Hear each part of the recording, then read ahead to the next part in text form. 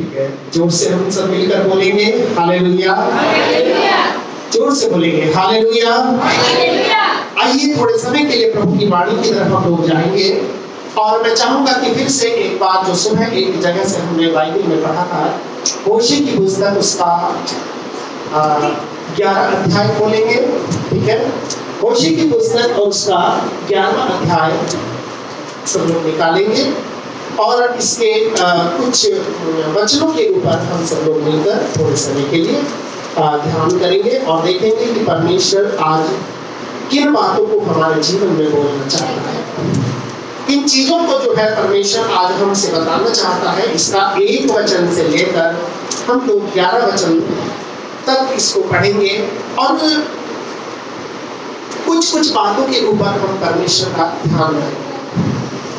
परमेश्वर के इस वचन में जाने से पहले मैं आपको कुछ चीजें बताऊंगा। सबसे पहली बात मैं बताऊंगा कि आज सुबह को हमने एक चीज परमेश्वर के वचन में से देखा था। जब हम भजन संहिता को पढ़ रहे थे, एक डोरी के बारे में देखा था, एक रस्सी के बारे में देखा था, एक सिद्धांत के बारे में देखा था, एक तरीके या एक नियम के बारे में देखा था कि बांधने का नियम और खोलने का नियम। हालेलुया। कोई भी चीज मैंने आपको बताया था, जब हम किसी चीज को बांधते हैं तो उसको ले जाना हमारे लिए आसान हो जाता है। ठीक है, कोई भी चीज को ले जाने के लिए हमें क्या करना पड़ता है, उसको बांधना पड़ता है। चाहे आप बाजार में जाते हैं तो सारी सब्जियों को बांधने के लिए, इकट्ठा करने के लिए आप क्या करते हैं, एक थैला लेते हैं। ठीक है, और उस थैले में क्या लगी होती है, दो डोरियां लगी होती है जिनको आप हाथ समझ सकते हो। आप कहीं सफर में जाते हो तो भी एक थैला लेके, बैग लेके जाते हो और उसको बैग आप उठाते कैसे हो, उसको लेके कैसे जाते हो, डोरी लगी होती है। अगर बैग में डोरी ना हो तो बैग का होना क्या है, बेकार है। अगर आपके थैले में से वो उसकी डोरी टूट जाए तो थैले का क्या है, होना बेकार है। कई बार हम आजकल प्लास्टिक के थैले चलते हैं, हम मार्केट में जाते हैं, सब्जी लेने जाते हैं। कई बार सब्जी ज्यादा भारी होती है, हमें लगता है कि अगर ये पॉलिथीन टूट गई तो सब्जी या ये फल ले जाना घर तक मुश्किल हो सकता है। बिल्कुल उसी प्रकार से ध्यान रखना, ये संसार की जितनी डोरियां हैं, ये दुनिया में आपके लिए चीजों को आपके घर में लाने के लिए क्या करती हैं, मदद करती हैं। हालेलुया। ये जितनी डोरियां इस दुनिया में बनी हैं, ये सारी की सारी डोरियां आपके घरों में आपकी कई बाहर से चीजें लाने के लिए क्या करती हैं, मदद करती हैं। उसी प्रकार से परमेश्वर की भी एक डोरी है जिसमें बंद करके परमेश्वर अपने लोगों को अपने घरों में लेकर के आता है। हालेलुया। परमेश्वर अपने भवन में अपने लोगों को लेकर के आता है और इस 11वें अध्याय के अंदर हम इन बातों को थोड़ा सा खोल करके पढ़ेंगे। और यहाँ पर एक भविष्य है, आपका मेरा जीवन है, जिसको परमेश्वर ने किस प्रकार से अपने पास लेकर के आया है।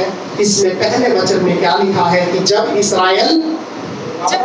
इस्राएल बोलने से विश्वासी लोग, इस्राएल बोलने से परमेश्वर की चुनी हुई प्रजा, और परमेश्वर की चुनी हुई प्रजा क्या है, वो आज हम सब कौन है, लोग हैं। इसका मतलब इस्राएल का मतलब मैं। ठीक है, हम सब मिल करके बोलेंगे इस्राएल का मतलब मैं हूँ। ठीक है, आप चाहे कोई भी क्यों ना हो, आप चाहे छोटे हैं, बड़े हैं, गरीब हैं, अमीर हैं, और बच्चे हैं या लड़की है, लड़का, कोई भी क्यों ना हो, इस्राएल बोलने से परमेश्वर की चुनी हुई प्रजा है।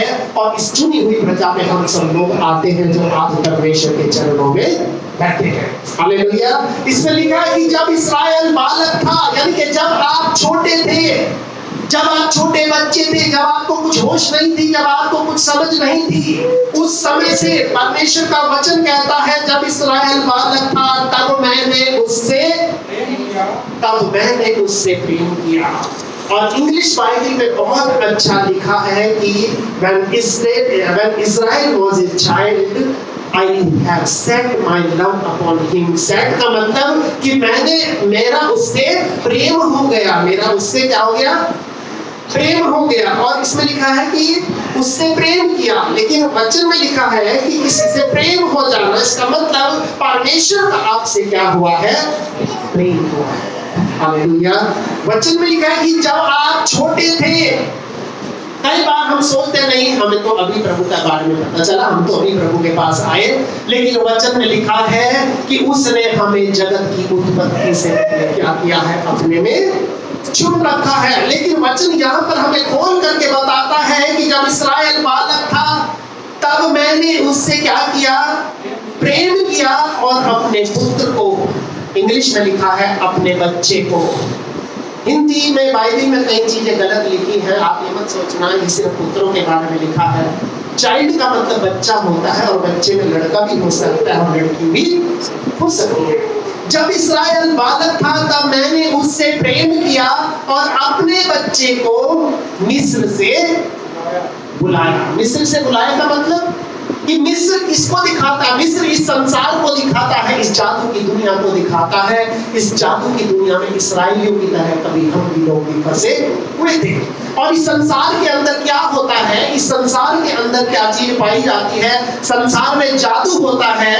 यहाँ पर सच को छिपाया जाता है और झूठ को दिखाया जाता है, और उसी पर लोग क्या करते हैं, ताली बजाते हैं। ठीक है, आपने बहुत सारे मदारियों को देखा होगा, जादूगरों को देखा होगा, और ये सारे लोग क्या करते हैं, जादू दिखाते हैं। मिस्र का जादू संसार में सबसे बड़ा जादू है। कौन सा है? 7 जादू इस पूरी दुनिया में बड़े जादू माने जाते हैं। ये बंगाल का जो जादू है, ये कौन सा, ये 7वें नंबर पर आता है। सबसे कम नंबर का जादू कौन सा है? बंगाल का जादू। ये मिस्र का जादू नंबर 1 का जादू होता है।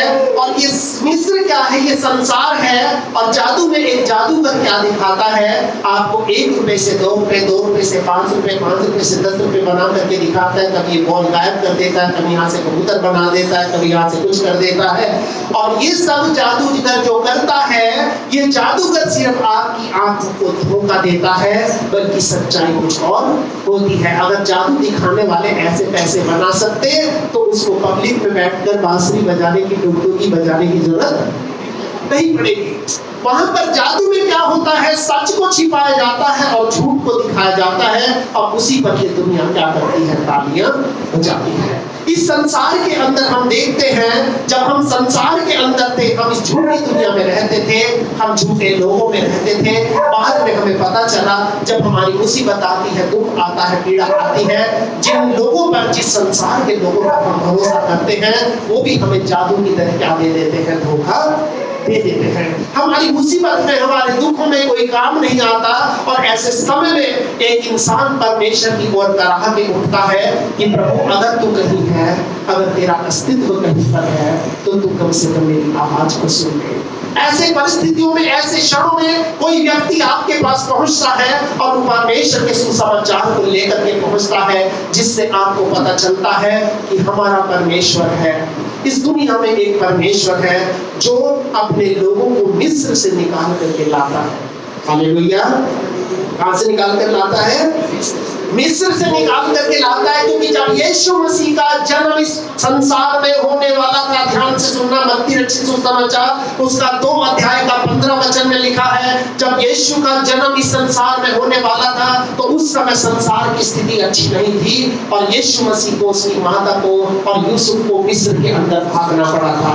2 के 15 में लिखा है, मत्ती रचित सुसमाचार में, कि जैसे लिखा है, मैंने अपने पुत्र को मिस्र से बुलाया। हालेलुया। जिस प्रकार से यीशु मसीह को भी परमेश्वर ने मिस्र की दुनिया में से बाहर अपने पास बुलाया था, उसी प्रकार से आज परमेश्वर ने भी आपको, मुझको बचपन से क्या किया है, अपने पास बुलाया है। हमने परमेश्वर को नहीं चुना, लेकिन परमेश्वर ने हमें चुना है। हालेलुया। और इसमें लिखा है कि जब इस्राएल बालक था तब मैंने उससे प्रेम किया और अपने बच्चे को मिस्र से बुलाया। आपको और मुझको परमेश्वर ने इस जादू भरी दुनिया से खींच करके अपने पास बाहर बुलाया है। और वो क्यों बुलाया है? क्योंकि परमेश्वर हमसे क्या करता है, प्रेम करता है। लेकिन कई बार क्या होता है, वो लोग जिनको परमेश्वर अपने पास बुलाता है, आज बहुत लोग हैं जो इस कलीसिया के साथ जुड़े हैं। अगला वचन क्या कहता है, दूसरा वचन ध्यान से पढ़ेंगे, परंतु जितना वो परमेश्वर उनको बुलाते थे, उतना ही वो भागे जाते थे। आगे ये बलिदान कर दे और खुद ही हुई मूर्तों के लिए दीपक या धूप जलाते थे। आपका मेरा जीवन भी किसी समय ऐसा था। चुन तो परमेश्वर ने बचपन से रखा था। कहीं ना कहीं परमेश्वर की आत्मा हमारे मन में रहती थी, कहीं ना कहीं परमेश्वर हमारे जीवन में उस समय भी काम करता था। और लेकिन उस समय हम दूर भागे जाते थे, उन मूर्तियों के पीछे चले जाते थे और उनके आगे हम लोग धूप जलाते थे। लेकिन परमेश्वर का वचन कहता है, तीसरे वचन में क्या कहता है? और एफ्रेम क्या है? एफ्रेम एक जगह है। एफ्रेम एक जगह है और एफ्रेम इस्राएल के ही अंदर है, इस्राएल का ही एक हिस्सा है। और ये एफ्रेम किसको दिखाता है? ये यरूशलेम के काफी दूर का हिस्सा है जिसको परमेश्वर लेकर के इस यरूशलेम में जाता है। यरूशलेम में परमेश्वर का मंदिर है। ये एफ्रेम में कभी कभी हम लोग भी इसमें रहते थे। ये एफ्रेम यानी कि एफ्रेम का लिखा है, मैं ही एफ्रेम को पाँव चलाता था। पाँव चलाने का मतलब जब आप और मैं छोटे थे, चलना सीखते थे, उठते थे गिरते थे, उठते थे गिरते थे, तो परमेश्वर आपकी मेरी उंगली को पकड़ करके चलना सिखाता था। और कितना अच्छा लिखा है, मैं ही उनको पाँव चलना सिखाता था। पाँव चलने का मतलब जब एक छोटा बच्चा होता है तो उसको पाँव धीरे धीरे क्या करते हैं? चलना सिखाते हैं। इसी तरह से परमेश्वर ने भी अपने विश्वास के जीवन में आपको और मुझको क्या किया है? पाँव चलना सिखाया है, धीरे धीरे चलना सिखाया है। और लिखा है,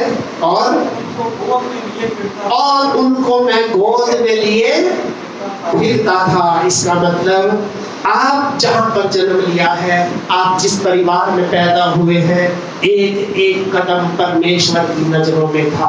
एक एक कदम जब आप उठाते थे तो आप नहीं, आपकी उंगली पकड़कर, भले ही आप अपने माता को कहो, पिता को कहो, मामा को कहो, मौसी को कहो, लेकिन उसकी जगह वो नहीं होता था।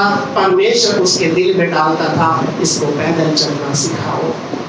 नहीं, एफ्रेम को पाँव चलना सिखाता था और उसको गोद में लिए फिरता था। इसका मतलब बचपन में अगर आज आपको याद आए किसी ने आपको अगर कोई गोद में लिया होगा तो परमेश्वर की वजह से ही आज किसी की गोद में आप उस समय घूमे होंगे। यानी कि परमेश्वर की नजर आपके ऊपर तब से थी जब से आप मिस्र में थे, इस दुनिया में थे। परमेश्वर आपको मुझको दुनिया में लेके आया और बचपन में हमें उसने पाँव चलना सिखाया। हमारी कोई माता थी, हमारा कोई पिता था जिस परिवार में परमेश्वर ने हमें भेजा। कुछ लोग थे जिन्होंने प्यार से हमें गोदी में लिया। इस गोदी में लेने का मतलब क्या था? कि परमेश्वर ने किस लोगों के दिलों में हमारे लिए प्यार को डाला और हमें परमेश्वर ने गोदी में खिलाने की आज्ञा दिया। आज दुनिया में कितने लोग हैं, उनकी उंगली पकड़ने वाला कोई नहीं है। कितने बच्चे संसार के अंदर अनाथ हैं, उनके हाथ को पकड़ने वाला कोई नहीं है। कितने बच्चे आज ऐसे हैं जिनको गोद में लेने वाला भी कोई नहीं है। लेकिन आपके मेरे जीवन के अंदर ये अवसर था कि परमेश्वर ने हमारे जीवन की बचपन से लेकर के आज तक सारी जरूरतों को क्या किया है? पूरा किया है। एक जगह पर परमेश्वर ने आपको मुझको रखा है और इसीलिए परमेश्वर के वचन में लिखा है कि मैं ही एफ्रेम को पाँव चलाता था, उसको गोद में लिए फिरता था और वो ना जानते थे कि उनका चंगा करने वाला। जब आप छोटे थे, बीमार हो जाते थे, आपके पेट में दर्द हो जाता था, माँ बाप समझ नहीं पाते थे, पूरी रात चिल्लाते थे, माँ बाप रो रो करके या कैसे कर करके आपको सोचते थे। आप कई बार आपको तो होश नहीं होती थी, लेकिन परमेश्वर हर एक चीज को देखता था। परमेश्वर जब एक छोटा बच्चा होता है, उसके जीवन में क्या हो रहा है, पेट में दर्द हो रहा है, हाथ में दर्द हो रहा है, उसको जुकाम को बता नहीं सकता। उन सब बातों को समझने वाला कौन था? परमेश्वर है। और वो कहता है मैं ही तुझे पाँव चलाता था, तुझे गोद में भी फिरता था, परंतु तुझे नहीं पता था कि तेरा चंगा करने वाला नहीं हो। हालेलुया। आज कितने बच्चे दुनिया में ऐसे हैं जिनकी उंगली पकड़ने वाला कोई नहीं है। आज कितने बच्चे ऐसे हैं जिनको आज गोद में उठाने वाला कोई नहीं है। आज कितने बच्चे ऐसे हैं जो बीमार हैं लेकिन उनको चंगा करने वाला आज कोई नहीं है। लेकिन वो परमेश्वर जिसने आपको और मुझको संसार की भीड़ से चुन करके अपने पास बुलाया है, और उसका वचन कहता है कि मैं उनको मनुष्य जानकर प्रेम की डोरी से क्या करता था, खींचता था। क्योंकि परमेश्वर का वचन कहता है, और कैसे खींचता था, जैसे कोई बैल के गले से जोत खोलकर, बैल के गले से जोत को खोलकर बैल के गले से क्या करते, अपने वजन को हटा दे। हम दुनिया में कई बार जब बड़े हो जाते हैं, हम अपने मार्ग को लेते हैं, जब हम प्रभु परमेश्वर को ग्रहण करते हैं, उसका वचन हमारे जीवन में सिद्ध होता है। हमने पिछली बार पढ़ा है, हमारे वचन में लिखा है, यीशु ने कहा, हे सब परिश्रम करने वाले, बोझ से दबे हुए, थके हुए लोगों, मेरे पास आओ, मैं तुम्हें विश्राम दूंगा। मेरा जुआ अपने ऊपर ले लो और मुझसे सीखो, क्योंकि मैं मन में नम्र हूं और मैं दीन हूं।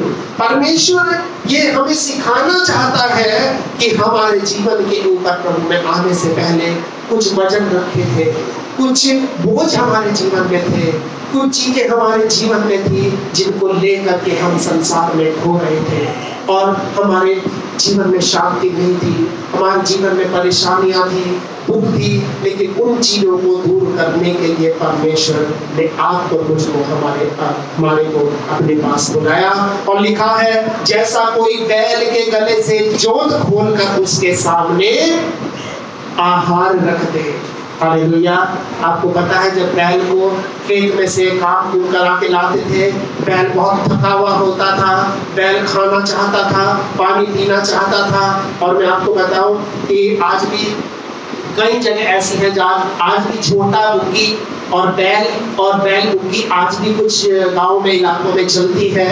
और जिस समय ये सब चला करती थी, उस समय जब लोग इसको लेकर आया करते थे, मैंने भी छोटे से में छोटा बुग्गी चलाया है। और जब छोटे को गर्मी लगती थी और बैल को जब गर्मी लगती थी, रास्ते में कोई जोहड़ आता था या रबछाया आता था, तो हमें डर होता था, तो बैल सब कुछ छोड़कर बुग्गी ले उसमें क्या करता था, घुस जाता था, क्योंकि उसको बहुत प्यास लगती थी, उसको बहुत भूख लगती थी। और वो हमें भी लेके कई बार तालाब में घुस जाया करता था, क्योंकि हमें मालूम था इस समय इसकी भूख ऐसी है, इसको शायद कोई समझने वाला नहीं है, इसकी प्यास को कोई समझने वाला नहीं है। इसी तरह से मनुष्य आज संसार के अंदर भूखा प्यासा कुछ चीजों को लेकर, कुछ वजन को लेकर अपने जीवन में घूम रहा है, और उनको लेकर के कई बार वो ऐसी जगह घुस जाता है जहां से उसका निकलना भी बहुत मुश्किल हो जाता है। और इसीलिए प्रभु का वचन कहता है कि जैसा कोई बैल के गले की जोत खोलकर उसके सामने आहार रख दे, वैसा ही मैंने उनसे किया। आज परमेश्वर ने हमारे सारे बोझ को हटाकर, हमारी सारी परेशानी को हटाकर हमारे सामने उसने एक आहार को रख दिया है, एक ऐसे भोजन को रख दिया है। यीशु ने कहा कि मेरा भोजन ये है कि मैं अपने भेजने वाले की इच्छा को पूरी करूं। यीशु ने कहा ये जो वचन है ये भोजन है, ये परमेश्वर का जो वचन है ये हमारी आत्मा का भोजन है, जो हमारी आत्मा की प्यास को, हमारी आत्मा की भूख को क्या करेगा, बुझाएगा। और यीशु ने कहा यदि कोई प्यासा हो तो वो मेरे पास आए, जैसा कि पवित्र शास्त्र में लिखा है, उसके जीवन से जीवन, उसके हृदय में से जीवन के जल की नदियां बह निकलेंगी। और 5वें वचन को ध्यान से पढ़ेंगे, क्या लिखा है,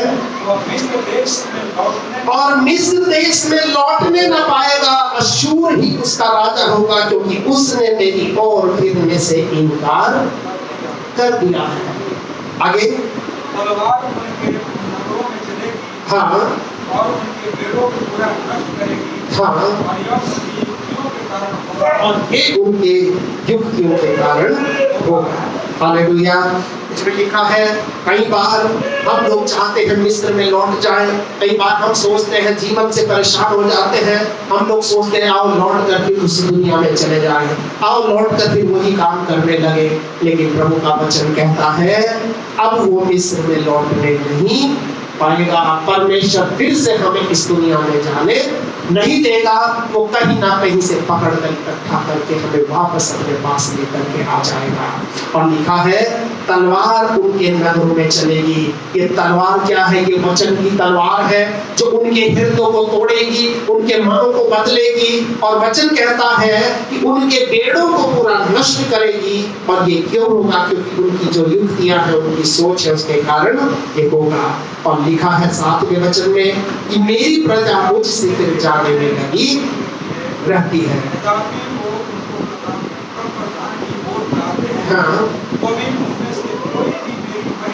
मेरी प्रजा मुझसे फिर जाने में लगी रहती है। यानी कि परमेश्वर के जो लोग हैं वो कई बार मतलबी होते हैं कि जिस समय दुख दर्द ज्यादा हो उस समय प्रभु की उपस्थिति उनको ज्यादा अच्छी लगती है। जब सुख आ जाता है, पैसा आ जाता है, परेशानियां दूर हो जाती हैं, फिर परमेश्वर उनको ज्यादा अच्छा नहीं लगता। कई बार लोग क्या करते हैं?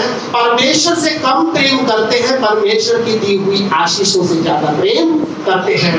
और इसीलिए संसार में आज ऐसा हो रहा है। पहले लोग इंसान से प्रेम करते थे और पैसे को इस्तेमाल करते थे। आज लोग इंसान को इस्तेमाल करते हैं और पैसे से प्रेम करते हैं। इसी तरह से हमें भी परमेश्वर से प्रेम करना है और उसकी आशीषों को इस्तेमाल करना है।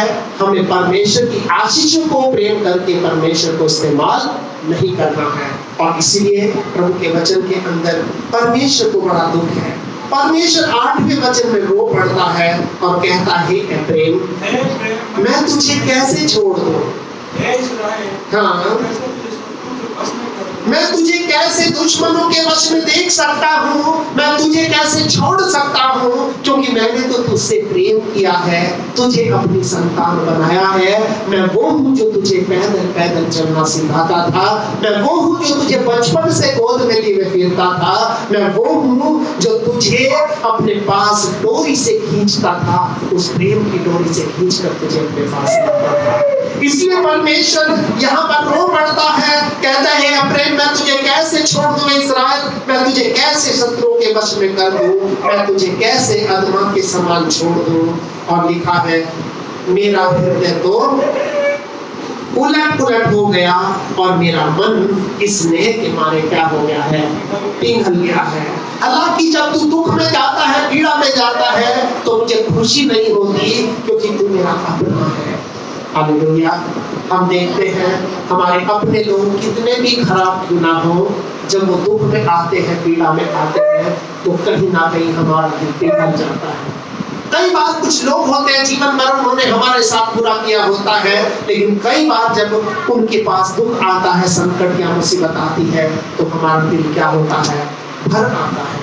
हम सोचते हैं कि परमेश्वर इस व्यक्ति को तू माफ कर, इसके जीवन को तू बचा। और इसीलिए प्रभु की वचन ऐसा लिखा है। 10वां वचन को हम पढ़ेंगे। क्या लिखा है? वे यहोवा के पीछे पीछे चलेंगे, वह तो सिंह के समान गरजेगा। क्योंकि परमेश्वर अपने पीछे चलाने के लिए कई बार शेर का रूप धारण कर लेगा। वो जबरदस्ती पकड़ करके हमें अपने पीछे क्या करेगा? लेकर के आएगा। उसके पीछे पीछे चलेंगे, वो तो शेर के समान गरजेगा और तेरे लड़के पश्चिम दिशा से थरथराते हुए आएंगे। वे मिस्र से चिड़ियों के समान और अश्शूर के देश से पनडुब्बी की भांति थरथराते हुए आएंगे। हालेलुया।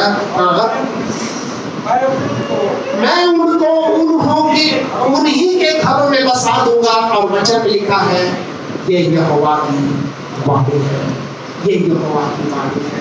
ये इंसान का वचन नहीं है, ये परमेश्वर का वचन है। आप यहाँ पर पढ़ सकते हो कि परमेश्वर के दिल में कितना दर्द है, परमेश्वर की अंदर कितनी एक दुख या परेशानी छिपी हुई है उसके लोगों के लिए। वो कहता है कि मैं तुझे कैसे शत्रु के हाथ में छोड़ सकता हूँ, मैं तुझे कैसे दुख में देख सकता हूँ, मैं तुझे कैसे पीड़ा में देखता हूँ। क्योंकि तू वही है जिसको मैं पाँव पाँव चलाता था, तू वही है जिसे मैं गोद में लिए फिरता था, तू वही है जब बचपन में बीमार हो जाता था तो मैं तुझे चंगा किया करता था। प्रियो, इस परमेश्वर के वचन में ऐसा लिखा है कि मैं उनको मनुष्य का जानकर प्रेम की डोरी से क्या करता था? खींचता था। ये डोरी प्रेम की थी। परमेश्वर जबरदस्ती नहीं खींचता था, प्रेम की डोरी से परमेश्वर कुछ हमारे जीवन में ऐसा करता था कि हमें परमेश्वर से प्रेम हो जाता था। हालेलुया। प्रेम कब होता है? जब कोई हमारे लिए अच्छा करता है, जब हमारे लिए वो करता है जो दुनिया में हमारे लिए कोई भी नहीं करता। तो इसीलिए थोड़ा एक वचन को हम पढ़ेंगे, भजन संहिता उसका 118 अध्याय और उसका 27वां वचन। किसी को भी मिल जाए उसको पढ़ देंगे। इसलिए भजन संहिता उसका 118 अध्याय और उसका 27वां वचन हम लोग पढ़ेंगे। जिसको भी मिले थोड़ा सा इसको ध्यान से पढ़ेंगे। यहोवा ईश्वर है, यहोवा ईश्वर है और उसने हमको प्रकाश दिया है, और उसने हमको प्रकाश दिया है, उसने हमको रोशनी दी है। इसका मतलब दुनिया में कितने लोग हैं जो आज अंधकार में जी रहे हैं। और रोशनी का मतलब क्या होता है? सही गलत का पता होना, रास्ता दिख जाना। रोशनी का मतलब होता है मार्ग पहचान लेना। रोशनी का मतलब होता है मन को आनंद से भर जाना। यहोवा परमेश्वर है जिसने हमें प्रकाश दिया है। यह पशु को वेदी की सींगों से रस्सियों से कसकर बांधो। यज्ञ पशु को वेदी के सींगों से रस्सियों से बांधो। यज्ञ पशु कौन है? यज्ञ पशु वो आप और हम हैं जिसको परमेश्वर की वेदी पर आज बंधना है। यज्ञ पशु को रस्सी के सींगों से क्या करो? रस्सियों से बांधो। एक दूसरे को हमें परमेश्वर की वेदी के पास ला करके बांधना है। ये काम किसका है? ये आप पर मेरा सर का काम है। वो परमेश्वर जिसने हमें प्रकाश दिया है। और ये प्रकाश कौन है? यीशु मसीह है, क्योंकि यीशु ने कहा जीवन की ज्योति मैं हूँ, जो मुझको ग्रहण करेगा वो अंधकार में नहीं रहेगा। हालेलुया। और इसलिए परमेश्वर ने आज आपको और मुझको ऐसा ही जीवन दिया है कि जैसा यीशु मसीह का जीवन है। ठीक है। और 22 वचन को थोड़ा पढ़ेंगे। 22-23 को क्या लिखा है? राजमिस्त्रियों ने जिस पत्थर को निकम्मा ठहराया था। राजमिस्त्री का मतलब संसार के जितने लोग हैं जो लोगों को इस्तेमाल करते हैं, जो लोगों में कमियां घटिया निकालते हैं, इन मिस्त्रियों ने जिस पत्थर को निकम्मा ठहराया था कि ये किसी काम का नहीं है। और उसी पत्थरों में से आज आप और हम भी थे जिनको दुनिया ने निकम्मा ठहराया था, जिनको लोगों ने, परिवार ने निकम्मा ठहरा दिया था। ये हमारे किसी काम के नहीं, ये बेकार लोग हैं, ये हमारा कोई फायदा नहीं कर सकता, ये किसी काम नहीं आ सकता। राजमिस्त्रियों ने जिस पत्थर को निकम्मा ठहराया था, लिखा वही कोने का सिरा हो गया है। हालेलुया। इस्राएल के अंदर जब पत्थरों से कोई दीवार बनाते हैं तो एक कॉर्नर स्टोन बोलते हैं जिसको, जो कोने के अंदर पत्थर रखा जाता है प्रार्थना करके, जो बहुत विशेष पत्थर होता है और उसी के ऊपर पूरी की पूरी इमारत बनती है। उसको बोलते हैं कोने का पत्थर, पर कोने का सिरा। तो ठीक है। और ये क्यों हुआ है? ये हमारी इच्छा से, हमारी मर्जी से, हमारी काबिलियत से नहीं हुआ। अगला वचन में क्या लिखा है 23 में? ये परमेश्वर की ओर से हुआ है। यानी कि आप और मैं आज जो एक स्थान में परमेश्वर के भवन में, उसकी इमारत में एक पत्थर के समान लगे हैं, ये हमारी ओर से नहीं। लिखा है ये यहोवा की ओर से हुआ है। और हमारी दृष्टि में क्या है? अद्भुत है। अद्भुत का मतलब बहुत ही अद्भुत बात है जो कभी पहले नहीं देखी गई। ये हमारी ओर से नहीं, ये यहोवा की ओर से हुआ है और ये हमारी दृष्टि में अद्भुत है। और 24 वचन में क्या लिखा है? हम गाना भी गाते हैं, कौन सा? आज वो दिन है जो यहोवा ने बनाया है और हम इसमें मगन और आनंदित हो। आज वो दिन है जो यहोवा ने बनाया है। ये नहीं लिखा शनिवार का दिन है, इसी को परमेश्वर ने बनाया है। इतवार का दिन परमेश्वर ने बनाया, इसमें लिखा आज वो दिन है। जिस भी दिन उद्धार आपका होता है, जिस भी दिन आप परमेश्वर के चरणों में बैठते हैं, जिस भी दिन सुबह को आपकी आंख खुलती है, आज वो दिन है, स्मरण करें तो यहोवा ने बनाया है। आप उसमें आनंदित और मगन हो। आज वो दिन है जो यहोवा ने बनाया, हम इसमें आनंदित और मगन हो। और हे यहोवा विनती सुन उद्धार कर, हे यहोवा विनती सुन और सफलता दे। और 26वां वचन क्या कहता है कि धन्य है वो जो धन्य है वह जो यहोवा के नाम से आता है। हाँ, हमने तुमको यहोवा के घर से आशीर्वाद दिया है। हमने तुमको यहोवा के नाम से आशीर्वाद दिया है। और ये कैसा आशीर्वाद है, ये कैसा आशीर्वाद है जो 27 वचन में अभी हमने पढ़ा था। आपके मेरे लिए सबसे बड़ा आशीर्वाद कौन सा है कि यहोवा परमेश्वर है, उसने आशीर्वाद में हमें क्या दिया है, उसने हमको प्रकाश दिया है। और ये प्रकाश कैसा दिया है, आगे यज्ञ पशु को मेरी के सींगों से रस्सियों से बांधो। इसका मतलब ये वो रस्सियां हैं जो आज आपके मेरे हाथ में परमेश्वर ने दिया है। ये रस्सियां लोगों को लेकर के परमेश्वर के पास आएंगी।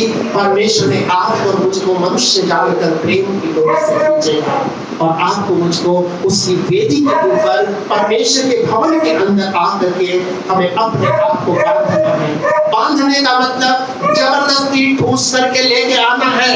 जब आप बाजार से, मैंने बताया, कोई भी चीज लेकर के आते हो, आप सब्जियां ऐसे भाग में भर के नहीं लाते। उसके लिए आप एक थैला ले जाते हो और थैले के अंदर 2 डोरियां लगी होती है। उस डोरी से पकड़ करके आप थैले को उठाते हो।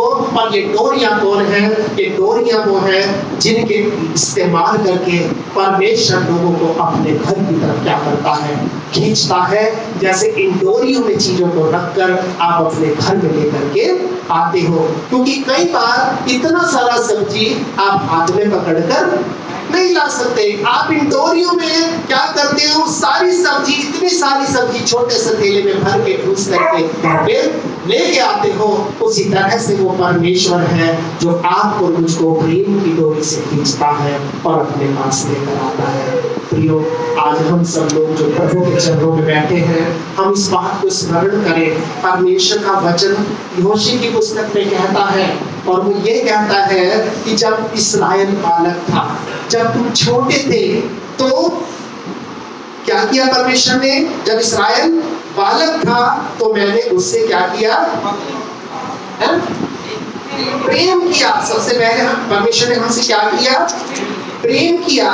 और अपने पुत्र को मिस्र से बुलाया, या अपने बच्चे को मिस्र से बुलाया। जो सही बाइबल है, असली अनुवाद इसका क्या है? मैंने अपने बच्चे को मिस्र से बुलाया। और जितना भी उसको बुलाते थे उतना ही वो भागे जाते थे। और तीसरे वचन में परमेश्वर ने कहा है, मैं ही एफ्राइम को पांव पांव चलाता था और उसे गोद में लिए फिरता था, परंतु वो जानते नहीं थे उनका चंगा करने वाला। हालेलुया। आज आप और हम जहां पर भी हैं, जिस हालत में हैं और जिस परिस्थिति में हैं और जिस जगह पर बैठे हैं, अपनी मर्जी से नहीं लेकिन परमेश्वर की मर्जी से बैठे हैं। आज दुनिया में जब तक परमेश्वर ना चाहे, हम इस दुनिया में एक सांस भी नहीं ले सकते। परमेश्वर आज अपने वचन के अंदर हमें ये बताता है कि वो आप और मुझको दुनिया की भीड़ से चुन करके लाया है। उसने आप और मुझको एक ऐसी रस्सी है जो प्रेम की रस्सी है, उसने बांध कर अपने पास रखा हुआ है।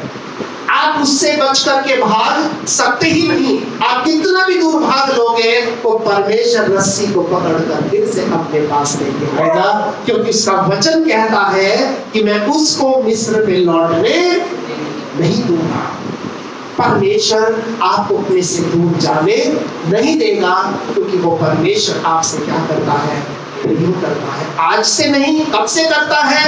जब आप छोटे थे, जब आप दुनिया में आए भी नहीं थे। उसका वचन कहता है उसने हमें जगत की उत्पत्ति से पहले अपने में चुन लिया है। और आज आपके मेरे लिए बड़े सौभाग्य की बात है, हम परमेश्वर की संतान होने के नाते आज उसके चरणों में बैठे हैं। उसका वचन कहता है कि मैं उनको मनुष्य जानकर प्रेम की डोरी से खींचता था, जैसा कोई बैल के गले से जुआ खोलकर उसके सामने आहार करके। आज परमेश्वर ने आपसे और हमसे यही काम किया है। आइए हम परमेश्वर के नाम को धन्यवाद करते हुए थोड़े समय के लिए अपनी आंखों को बंद करेंगे और हम लोग इस वचन को देखेंगे, इस वचन पर मनन करेंगे और ये परमेश्वर से कहेंगे, प्रभु क्या कोई बात ऐसी मेरे जीवन में तो नहीं है, कहीं आज मैं तुझसे दूर तो नहीं चाहता हूँ, कहीं तेरी आवाज मुझे बुलाना तो नहीं चाहती, कहीं तू मुझसे कुछ बोलना नहीं तो नहीं चाहता प्रभु जी। हालेलुया, धन्यवाद ईश्वर, धन्यवाद और महान परमेश्वर। आइए हम सब लोग जब आज अपने परमेश्वर के चरणों में उपस्थित हैं, अपने परमेश्वर के चरणों में बैठे हैं, आइए एक छोटा सा कोरस मिलकर अपने परमेश्वर की महिमा के लिए हम लोग गाएंगे और उस दौरान जो है अपने अपने जीवन को हम परमेश्वर के हाथ में समर्पित करके इस वचन के ऊपर हम थोड़े समय के लिए मनन करेंगे, क्योंकि परमेश्वर अपने वचन के द्वारा, अपनी बरकतों के द्वारा और अपनी आशीषों के द्वारा वो हम सबों को भरना चाहता है। इसलिए आगे एक छोटा सा कोरस मिलकर हम अपने परमेश्वर की तरफ ध्यान करते हुए, हम अपने परमेश्वर की तरफ अपने मनों को लगाते हुए हम लोग गाएंगे। हालेलुया, धन्यवाद धन्यवाद ईश्वर, धन्यवाद पिता।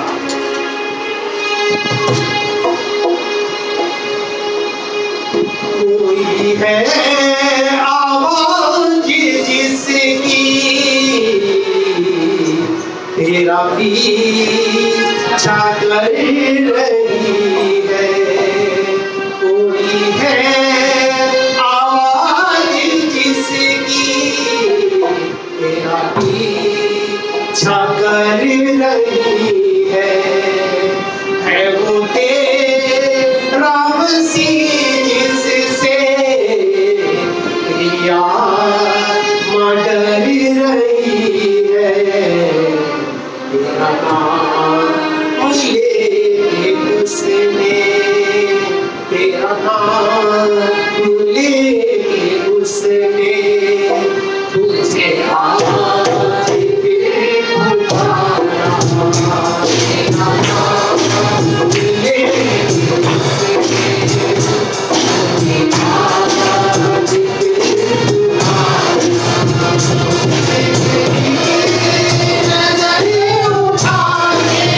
आज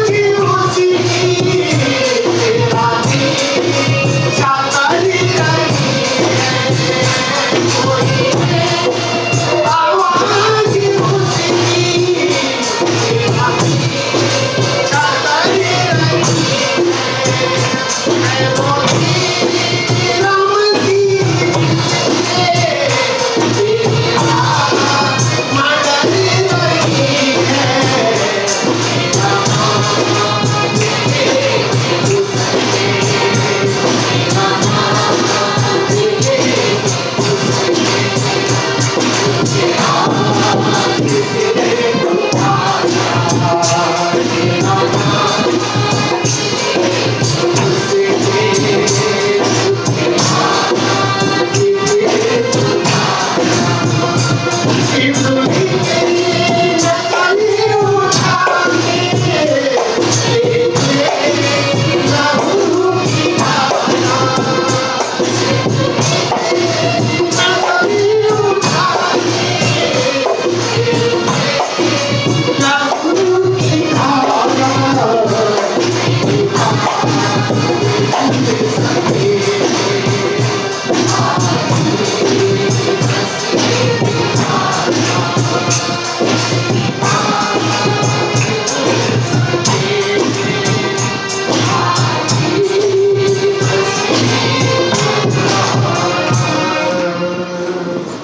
धन्यवाद देते पिता, तेरे प्रेम के लिए हम धन्यवाद करते हैं।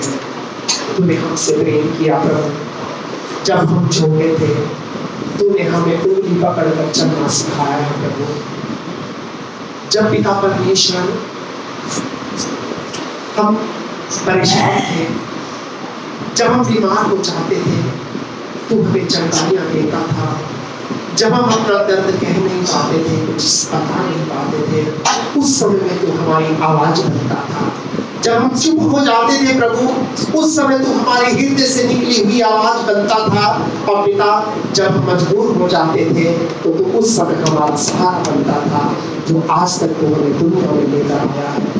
पिता, तेरे दास होने के नाते प्रार्थना करता हूँ उस समय यहाँ पर प्रसिद्ध हर एक भाई के लिए, बहन के लिए, बच्चे के लिए, बुजुर्ग के लिए, हर एक अपने मित्र के लिए प्रभु, इनके जीवन को तो अपनी आशीषों से भर दे प्रभु। इनके जीवन में तू महान कार्य कर, ये इस एहसास को समझ सके, इस बात को प्रभु ये अपने जीवन में पहचान सके, क्योंकि पिता परमेश्वर तू ही है जो संसार की भीड़ से निकाल कर इन्हें अपने पवित्र चरणों में लाया है।